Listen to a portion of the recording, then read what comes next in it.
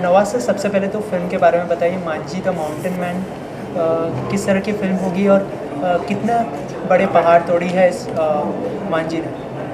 देखिए, मेरे लिए ये फ़िल्म एक जुनून की कहानी है, एक मैडनेस की, एक पागलपन की कहानी है। एक आदमी को ऐसा जुनून अपने प्यार का कि जिसकी वजह से वो पहाड़ तोड़ देता है।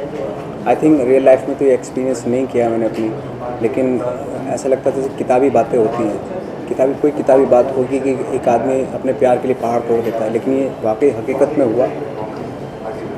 और हम सोचते थे पहले लाइक जैसे श्री फरहाद, रोमियो जूलियट और या कोई सुपरमैन होगा जिसने इस तरह का काम किया होगा, लेकिन इस वक्त हमारे सामने, हमारे युग में एक ऐसा इंसान हुआ। आई थिंक अगर आज से काफ़ी सालों के बाद शायद इस बात पे यकीन नहीं किया जाएगा कभी भी कि एक इंसान पूरा पहाड़ को शिफ्ट करके वहाँ पे रास्ता बना सकता है अपने प्यार के लिए, लेकिन ये हुआ। और मुझे लगता है कि एक ही इंस्पायर करने वाली स्टोरी है, एक ऐसे आइकन की स्टोरी है जिससे आई थिंक हमारा यूथ आज की डेट में इंस्पायर हो रहा है। लोग जान रहे हैं दशरथ मांझी को कि वो किस तरह की इंसान है। इस कैरेक्टर को निभाने के लिए क्या कुछ तैयारियाँ की थी, प्रिपरेशन दिया? देखिए, प्रिपरेशन तो जब होती है तो बहुत सारी चीज़ें ऐसी होती है प्रिपरेशन के दौरान कि जहां आप अपनी कैरेक्टर को करने के लिए अपनी लाइफ से रिलेट करते हैं, अपनी लाइफ के कुछ पन्नों से रिलेट करते हैं उस चीज़ को। तो मुझे भी एक चीज़ का पैशन था कि एक्टिंग का पैशन था, पागलपन था, तो कहीं ना कहीं वो काम आया। दूसरा, आपके डायरेक्टर होते हैं आपके साथ कि वो बताते हैं आपको गाइड करते हैं कि इस रोल को ऐसे किया जाए। तीसरा ये था कि हम उनके गांव में गए थे और वहाँ जो लोगों ने बताया उनके बारे में, वो किस तरह के इंसान थे, उसने बहुत हेल्प किया इस कैरेक्टर को करने में।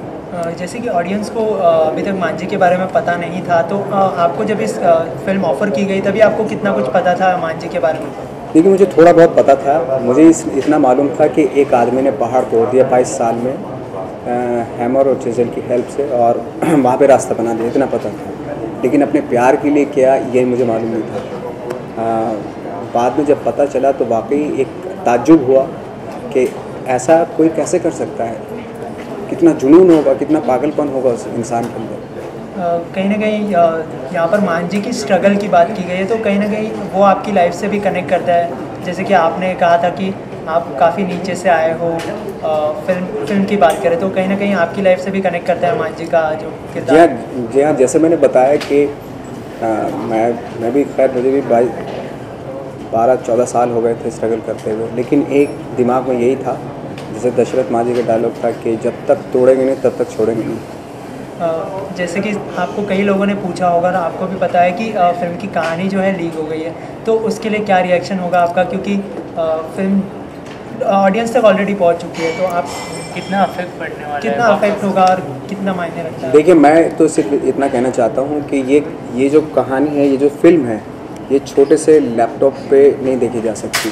जहाँ एक ऐसी स्टोरी हो, एक माउंटेन हो और उसके सामने एक इंसान खड़ा हो, कितनी डेप्थ होगी वो छोटे से लैपटॉप पे नहीं देखी जा सकती। और मेरी रिक्वेस्ट है जिन लोगों ने देखी फिल्म, वो वापस से दोबारा आए तो आई थिंक उनको ऐसी डिटेल्ड एक्टिंग देखने के लिए मिलेगी। शायद मैंने अपने करियर में इतनी मेहनत नहीं की होगी इस किरदार को निभाने में। तो वो मज़ा जो है ना, वो बड़े पर्दे पे ही आके देखें, और फिल्म आपको रुलाएगी भी, हंसाएगी भी, और सारे इमोशंस को क्रैक करेगी आपके। तो मैं चाहता हूँ कि वो सिनेमा हॉल में आके फिल्म को देखें। नवाजुद्दीन जी, कोई ऐसा किस्सा हो शूटिंग के वक्त जो आप शेयर करना चाहते हो हमारे साथ? बहुत सारे किस्से हुए शूटिंग के दौरान। एक तो बहुत डिफ़िकल्ट किस्से भी हुए और बहुत फ़नी भी थे। राधिका आप्टे हैं इसमें, और उनके साथ काम करने का बड़ा अच्छा एक्सपीरियंस रहा। जैसे सर ने उनको कास्ट किया, इस बेस पे किया था कि एक ऐसा फेस होना चाहिए जो अर्बन भी लगे, अर्दी और रॉनेस भी होनी चाहिए, लेकिन इतना सेंसस भी हो कि उसको देख के पहाड़ तोड़ा जा सके, ऐसा फेस होना चाहिए। तो जब कास्टिंग की उसकी, जब मैं पहाड़ तोड़ रहा होता था, मेरी शूटिंग चल रही होती थी, तो तब मैं सर को बोलता था, मैंने राधिका को भी बुला लो। तो सर ने कहा कि भाई उसका तो शूट नहीं है आज। मैंने कहा ऐसे ही बुला लो, उसको देख के पहाड़ तोड़ना बड़ा अच्छा लगता है। तो उस तरह का फेस है।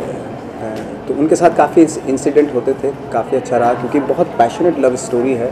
आप जब देखेंगे बहुत ही इंटरेस्टिंग और अलग तरह की लव स्टोरी है इसमें।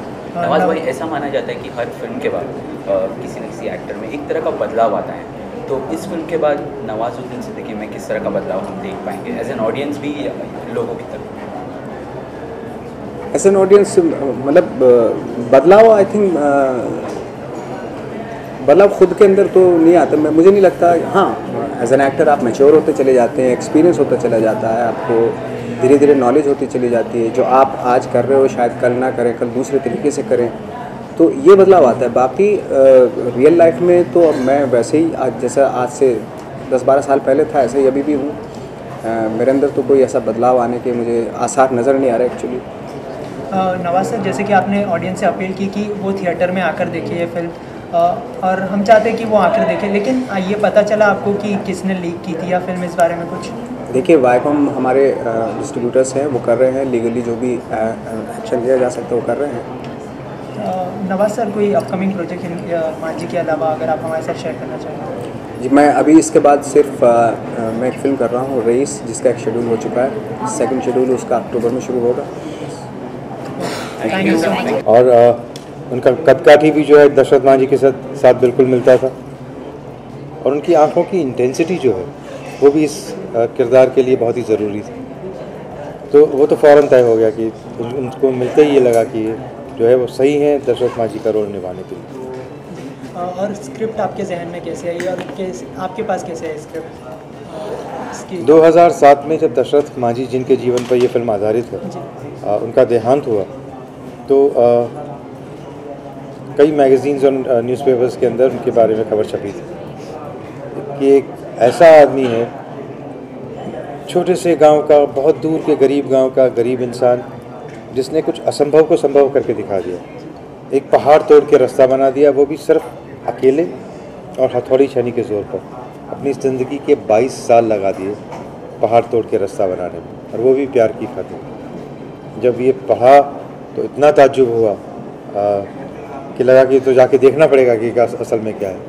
और जब मैं उनके गांव गहलोर गया बिहार में, और उस पथरीले पहाड़ को देखा और उसमें उसको काट के जो रास्ता बनाया है वो देखा, तो पहले तो यकीन ही नहीं हुआ कि कोई आदमी ये सोच भी सकता है इसको करने की बात तो अलग है।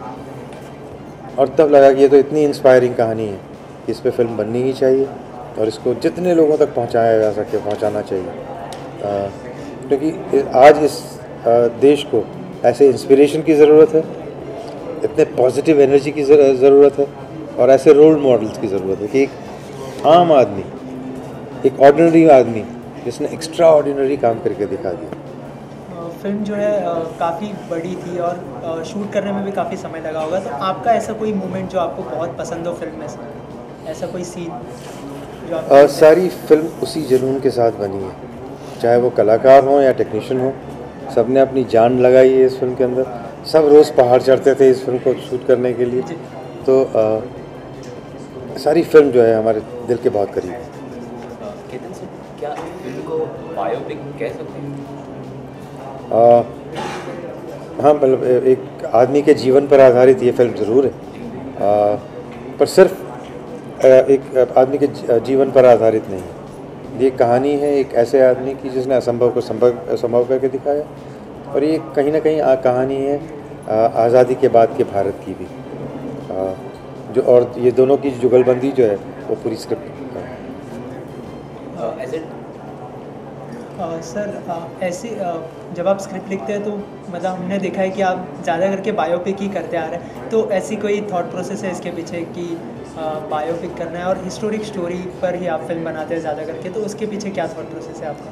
मैंने 12 फिल्में बनाई हैं अभी तक, इसमें से ये चौथी बायोपिक है। तो ऐसा नहीं है कि मैं सिर्फ बायोपिक बनाता हूँ, पर पिछली 3 फिल्में बायोपिक रही हैं। पर क्योंकि ये कई बार लगता है कि fact is stranger then fiction, हकीकत जो है वो किसी कहानी किस्से से भी अजीब होती है।